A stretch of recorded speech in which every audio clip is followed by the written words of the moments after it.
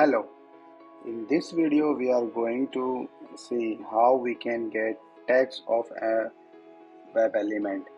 So there is a method tags that we can use, and there is a tags property as well of web element class. So both way we are going to use.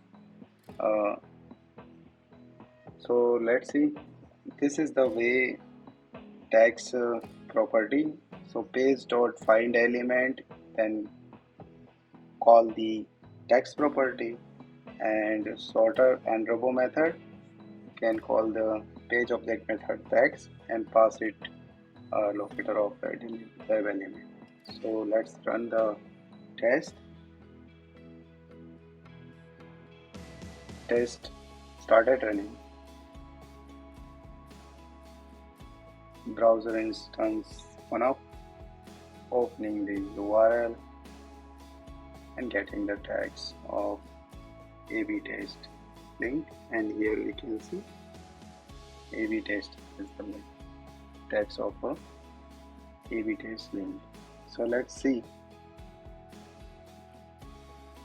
and let's search, and here we can see its text property is A/B testing.